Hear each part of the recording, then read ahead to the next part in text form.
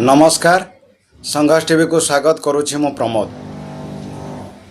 आस चाष करिबा कलहल धरिबा बेल देखि सार दे बुणाबुणी सारिबा। हाँ दर्शक बंधु, आज हूँ से दिन जहाँकि बैशाख मास शुक्लपक्ष तृतीया तिथि, जहाँकि आम समस्ते यही दिन टी पवित्र अक्षी तृतीया बोली आम कही था, जहाँकि यह हूँ ओडिशा परंपरार प्रतीक बा कृषिभित्तिक पर्व बा कृषक मानकर यही पर्व। दर्शक बंधु, ओडिशार अगणित कृषक भाई मानक संघर्ष परिवार पक्षर आपण को अनेक अनेक शुभेच्छा एवं शुभकामना।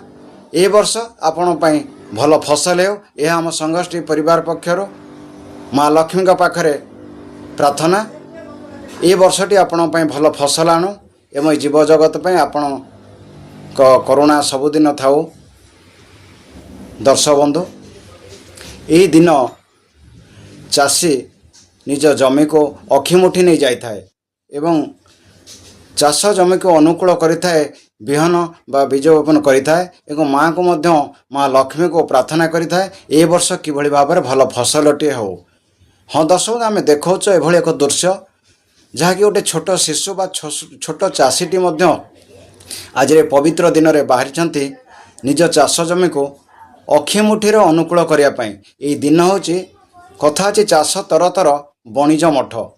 हाँ दर्शक, चाष जदि करुवे ठीक समय तर तर माने ठीक समय करेंगे, बणिज बसी बसी करेंगे, किंतु ये चाषर गोटे अनुकूल तिथि थाए बा यही समय यह करवा दरकार। हाँ दर्शक बंधु, आज से पवित्र दिन बा पवित्र दिवस अक्षी तृतीया, यही दिन जड़े छोट शिशु निज बिल को नहीं चली अखिमुठी, जहाँ जना पड़ुछि ये जो दृश्यटी देखुंत निश्चित भाव में बोधे तांकर बापा बोधे कौन कम बोधे घरे नहांती बाहरे अछंती, जहाँकि आज पवित्र दिनटी को से के हाथ छड़ा करना तांकर से छोट पुओटे से बाहरी पड़ती निज चाष जमी को अक्षिमुठी अनुकूल करने। देखुवे ये हूँ से दृश्य जहाँकि निज जमी को बाहर देखिपे जो देखुंत चाष जमी पहुँचती एवं चाष जमी खोलुंट और तार भर फूल फूल चंदन नैवेद्य दे पूजा करुँच। माँ को निजर प्रणाम जनाई निज चाष कि भाई वर्ष भल हम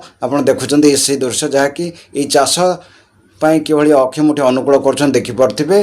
आहरी अच्छी कथा जहाँकि आम परंपरा रही महाप्रभु श्री जगन्नाथ रथ काठ आज अनुकूल है। यह हूँ एक अनुकूल तिथि, यही दिन अनेक किसी अनुकूल कार्य होता है।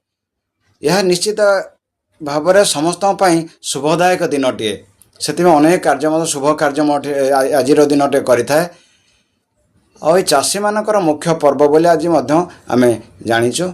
हाँ दर्शक बंधु, देखिपे ये से चाषी भीतर आम पुणी थे आम कहूँ ये वर्षटी ये चलित वर्ष चाषी भाई मान भल फसल आणु एवं समस्त फसल समस्त देशवासी मन भलरे यही खाद्य खातु। यही आम संघर्ष परिवार पक्षर आपण को अनेक अनेक शुभेच्छा और शुभकामना। जय जगन्नाथ।